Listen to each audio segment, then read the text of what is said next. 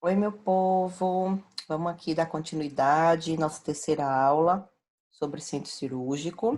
Vamos ver o que a gente vai aprender, o que a gente vai conhecer hoje.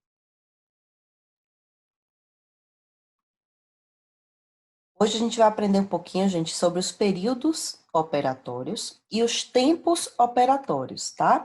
São coisas diferentes, apesar das palavras serem muito parecidas, né, no que diz aí respeito ao que significa, né? Mas período é uma coisa e tempo é outro. E aí a gente vai aprender um pouquinho sobre cada um deles, tá? Primeiro a gente vai falar sobre os períodos cirúrgicos. Os períodos cirúrgicos são quais? Pré-operatório, transoperatório, intraoperatório e pós-operatório, tá? Cada uma dessas fases aí, existe aí o tempo a ser obedecido, existe o cuidado a ser obedecido. Então, esses períodos cirúrgicos são bem determinados, a gente vai ver e conhecer cada um deles aí. Primeiro, a gente tem o pré-operatório, né? Antes da cirurgia, propriamente dita, a gente se prepara. Então, por isso, pré-operatório. Abrange desde o momento da decisão cirúrgica até a transferência do paciente para a mesa cirúrgica. Então, por exemplo, dia 1º de agosto, tá? Eu recebi a notícia que eu preciso operar. Então, do 1º de agosto até o dia que antecede a minha cirurgia, né? Minto, até o dia que eu vou, de fato, entrar na sala de cirurgia, compreende o período pré-operatório, certo? Então, pode demorar meses? Pode demorar mais de um ano? Pode demorar algumas horas? Pode. Então, o período pré-operatório é aquele que antecede a cirurgia propriamente dita. E aí, agora sim, eu acabei falando um pouquinho a mais, a gente vai dividir esse período ainda em dois subperíodos, que é o período pré-operatório mediato e o período pré-operatório imediato. Então, no período mediato, desde o dia que eu recebo, assim, a notícia, né, que eu vou operar, que eu preciso operar, então a indicação cirúrgica, até o dia que antecede minha cirurgia. Então, se eu, por exemplo, recebi a notícia dia 1º de agosto que eu deveria operar por algum motivo e fui fazer dia 10 de outubro, então do dia 1º de agosto ao dia 9 de outubro, a gente considera pré-operatório mediato, certo? Então, nesse período pré-operatório mediato, quais são os cuidados que a gente poderia compreender aí nesse período? Então, por exemplo, a preparação psicológica do paciente, em organizar sua rotina, né, de casa, de trabalho, porque ele vai precisar ficar internado ali alguns dias, né, para fazer aquele procedimento, vai precisar de um repouso. Então, ele se organiza, ele tem esse tempo para se organizar, certo? Até o dia que antecede a cirurgia. Ele tem esse tempo aí também para fazer os exames pré-operatórios, todas as consultas necessárias que devem ser realizadas, ver o resultado dos exames, levar de novo no médico, tirar as dúvidas, né, do que vai acontecer com ele, passar pela consulta pré-anestésica, compreendendo o tipo de anestesia que vai ser utilizado para desmistificar os medos, né, as ansiedades. Então, é esse período aí que compreende, é chamado de período pré-operatório mediato. E aí a gente tem o período pré-operatório imediato, o nome já diz, imediatamente. Então, são aquelas 24 horas ali que de fato antecedem a cirurgia. Então, se está marcado para as 8 da manhã do dia 10, eu vou ali me internar às 8 da manhã do dia 9, e aí esse período aí dessas 24 horas eu considero como período pré-operatório imediato, tá? Porque é o período ali também mais crítico, que eu devo resolver os problemas que estão por acaso pendentes. Então, por exemplo, foi verificado pela equipe plantonista, pelo médico, que o paciente deve fazer um exame de sangue a mais, né, que ele não trouxe, ou então que precisa repetir um raio-x. Então, existem essas 24 horas para que a equipe compreenda, né, a necessidade do paciente e ali ele consiga tomar as medidas cabíveis até o procedimento cirúrgico. Então, é um exame que precisa ser revisto, que precisa realizar novamente, ou paciente precisa de um jejum mais prolongado, o paciente precisa passar por algum outro tipo de especialista, então existe esse tempo hábil aí das 24 horas, certo? Anterior. Quais são os cuidados que a enfermagem, a equipe precisa ter? Então, verificação de prontuário do paciente, checar se ele trouxe todos os exames, checar a questão da tricotomia, então ele fez a depilação na região correta, né? Se não fez, dá tempo ainda de realizar essa depilação. A questão do jejum, verificar as horas de jejum, qual é o cuidado que o médico solicitou, tem que tomar alguma medicação pré-operatória, não precisa tomar, tem que tomar algum tipo de lavagem intestinal, lavagem gástrica. Então, tudo isso aí é feito nessas 24 horas que antecedem. E aí eu falo de atentar para os cuidados, mas a gente acabou já falando os cuidados de cada período. Transoperatório, aí compreende no segundo período, certo? Então a gente falou do pré, agora a gente vai entrar de fato no que compreende aí o procedimento cirúrgico. Então é desde o momento que o paciente é recebido no centro, então ele pisou ali dentro do centro cirúrgico, já começa o período trans, tá bom? Até o momento que vai ser encaminhado para a sala de recuperação pós-anestésica. Então, de onde o paciente chega até o final da cirurgia. E terminou a cirurgia, ele vai ser encaminhado para a sala de recuperação. Então, aquele período, né, de fato crítico, que o paciente vai ser operado, que ele vai ser acolhido no centro, posicionado na mesa, que vai acontecer a cirurgia. Então, é um período ali bem complexo, certo? Então, quais são os cuidados desse período, Tamires? É o acolhimento ao paciente, de novo verificar o paciente certo, o lado certo da cirurgia, o procedimento certo, confirmar jejum, confirmar alergias, confirmar os exames em prontuário, certo? Confirmar as vestimentas do paciente, fazer a troca da vestimenta adequada. Então, todos os dados devem ser confirmados antes de levar o paciente à mesa, posicionar ele na mesa corretamente, né, de acordo com o tipo de procedimento, a gente já falou sobre isso, monitorar esse paciente, colocar os eletrodos, né, oximetria, tudo direitinho, esclarecer ali as dúvidas dele, e aí tá propondo, né, tá interagindo ali com a equipe no material que for necessário, para estar dispondo, registrando em prontuário, tudo que está acontecendo no procedimento, todos os horários direitinho. Então, tudo isso acontece nesse período aí transoperatório.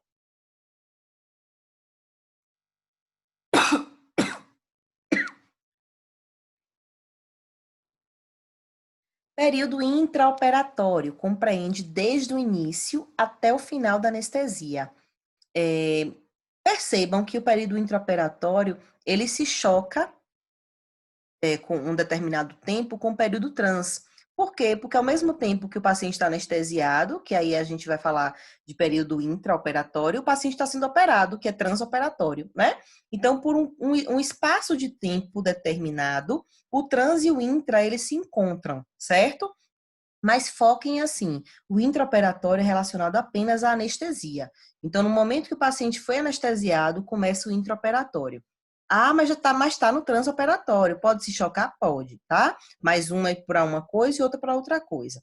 Então, o intraoperatório, do momento que ele vai ser anestesiado, até o final da anestesia. Então, até o final da cirurgia? Não, é até o final da anestesia. Isso pode durar horas, pode. Isso pode ser que aconteça no leito, no paciente, já depois que ele sai do centro cirúrgico, pode. Isso pode ser na sala de recuperação anestésica, pode. Pode ser na casa do paciente, já depois da alta, pode. Então, dependendo da droga anestésica que o paciente tomou, da quantidade, né, da substância, do tempo que ele ficou exposto àquela anestesia, essa sensação anestésica, essa degradação da anestesia, essa absorção no corpo pode demorar um tempo maior. Então, o intraoperatório é relacionado à anestesia, tá? Então, desde o paciente anestesiado até que se passe, de fato, todo essa sensação anestésica. Então, quais são os cuidados nesse período? Principalmente monitorização do paciente. Então, eu tenho que ficar de olho no batimento cardíaco, na pressão arterial, na respiração, saturação de oxigênio. Por quê? Temperatura. Por que isso é muito importante, gente? Porque as drogas anestésicas, elas mexem muito com o sistema nervoso central. Então, a tendência é que o paciente anestesiado, ele tem uma queda de batimento cardíaco, uma queda da função respiratória, né, uma queda de temperatura. Então, tudo isso daí deve ser muito bem avaliado, muito bem monitorado o tempo inteiro. Então, além do anestesista estar ali ligado na máquina, a enfermagem também deve estar prestando esse cuidado, verificando se está no padrão de normalidade, se não está, conversando ali com o médico, para ele estar infundindo alguma outra droga para fazer esse controle hemodinâmico, certo? Então, é um período crítico também que deve ser bastante trabalhado e cuidadoso ali com o paciente. Então, a gente falou aí de 3 períodos cirúrgicos, né? Então, por que eu não vou falar de pós-operatório agora? Porque a gente vai falar um pouco mais na frente, já junto com a sala de recuperação pós-anestésica, tá bom?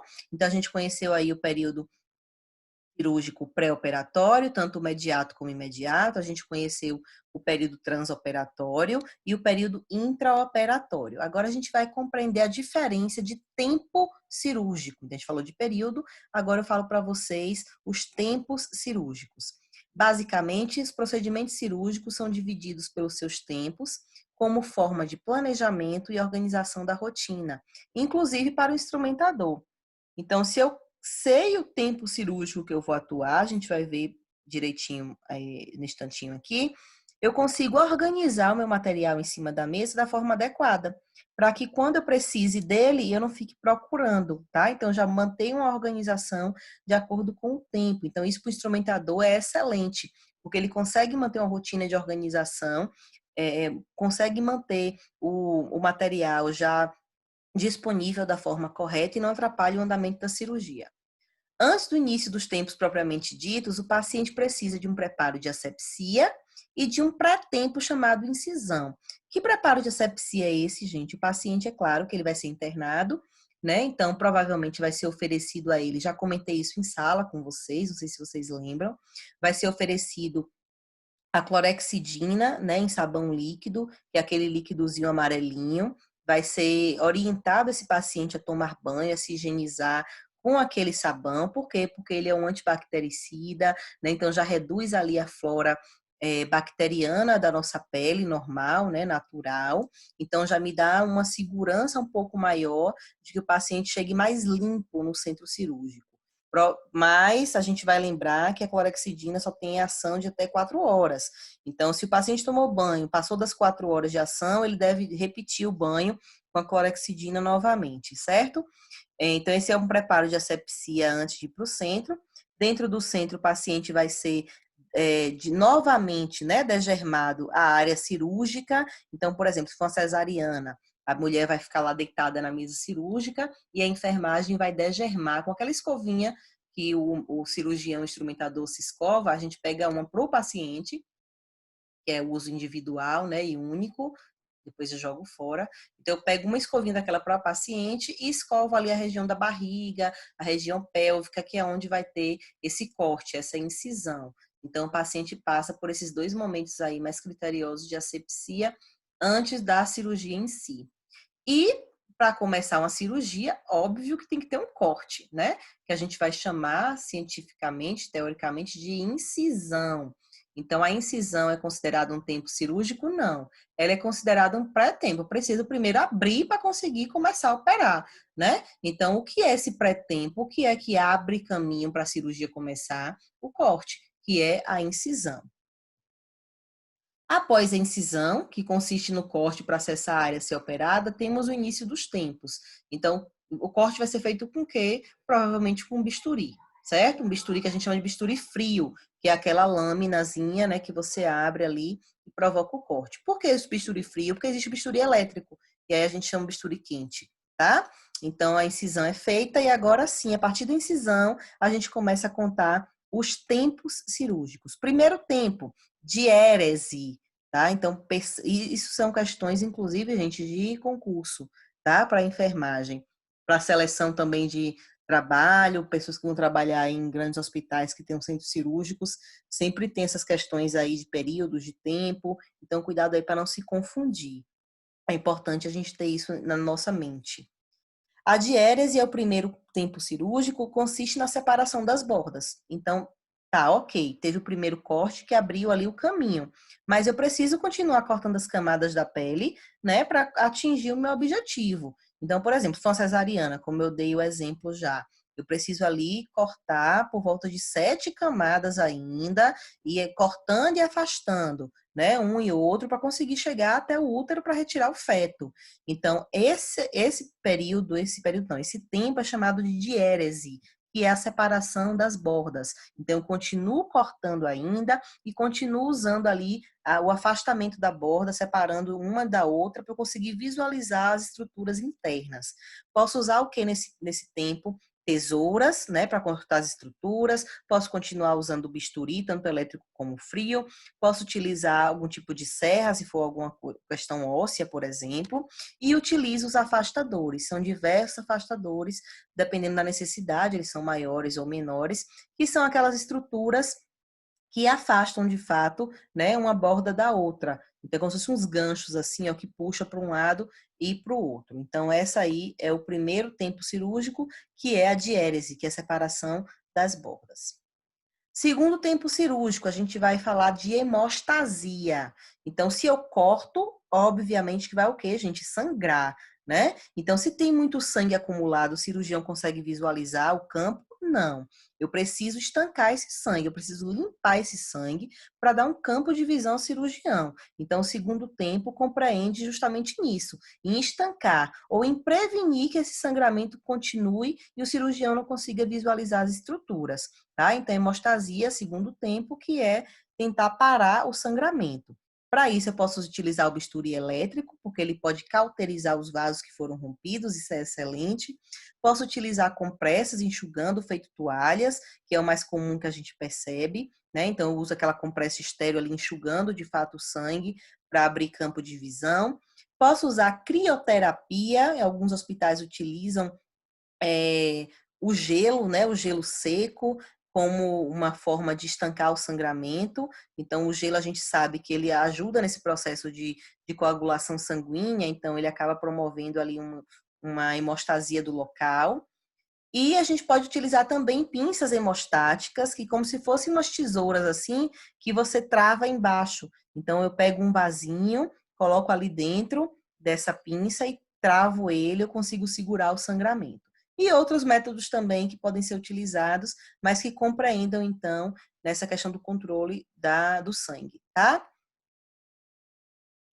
Terceiro tempo cirúrgico, a gente tem a exérese, que é a cirurgia propriamente dita. Então, o cirurgião chegou onde ele queria. Então, na cesariana, por exemplo, como eu dei o exemplo, qual é o objetivo do cirurgião que está operando? Chegar no útero para cortar e tirar o feto, né? Então, no momento que ele chega no útero, que ele está tirando o feto, é o terceiro tempo cirúrgico, que é a cirurgia propriamente dita. Ele chegou onde ele queria. Ali ele consegue ali operar. É considerado o tempo cirúrgico mais prolongado, o que mais demora. Por quê? Porque é onde o cirurgião vai trabalhar efetivamente. É onde ele vai tirar o pedaço do órgão, o órgão inteiro, é onde ele vai reparar, é onde ele vai manipular. Então, isso requer um tempo maior de ação. Para esse tempo, a gente vai utilizar instrumentos especiais, e aí são diversos instrumentos, gente, certo? Só quem vai trabalhar mesmo aí com instrumentação para conhecer detalhes disso daí. Inclusive, a gente vai falar sobre instrumentação um pouco mais na frente. Mas compreendam que são instrumentos diversos. Por quê? Porque para cesariana, utiliza um tipo de instrumento, um tipo de pinça. Para a cirurgia de vesícula, existe outro tipo de pinça. Para a cirurgia de histerectomia, que é retirada do útero, existe outro tipo de pinça. Então, por isso que a gente chama instrumentos especiais, porque para cada procedimento existe especialmente para ele, tá? E, por fim, a gente tem o quarto tempo cirúrgico, que é a síntese, que é o fechamento das bordas, que é a sutura, né, que a gente conhece. Então, se eu abro de fora para dentro, eu vou fechar como de dentro para fora, para finalizar, né, todas as estruturas aí firmes, fechadinhas direitinho, já que eu abri. Neste caso desse tempo, gente, a gente vai utilizar os fios cirúrgicos, e aí tem diversos tipos de fio, mas na frente a Pro comenta com vocês. Existem os porta-agulhas, que são as pinças que vão acoplar ali a agulha, né, do fio para que dê uma estabilidade, uma segurança na hora de costurar, certo? De suturar. E a pinça dente de rato, que é uma pinçazinha parecendo um alicate assim um alicate não, perdoem. É uma pinça de sobrancelha, só que ela é mais alongada e na pontinha dela tem tipo um dentinho que ele ajuda a segurar a estrutura ali de pele, então facilita essa manobra aí da sutura. certo? Então, são equipamentos que são utilizados nesse fechamento das bordas. Pronto, gente, a gente conheceu então agora os períodos cirúrgicos, os tempos cirúrgicos. É claro que a gente consegue entender melhor visualizando. Então, tenham isso em mente, continuem estudando, escrevam no caderno de vocês. E quando tiver a oportunidade de entrar lá no estágio no centro cirúrgico, tenham essa curiosidade em estar separando os tempos, compreendendo um e outro tempo, que tipo de pinça que usa, como é a arrumação da mesa, certo? Que período é que a gente está, quando iniciou a anestesia, quando terminou. Então, isso tudo aí faz a diferença no profissional. Então, até a próxima aula, estou à disposição para tirar dúvidas, certo? E um beijo no coração, fiquem com Deus.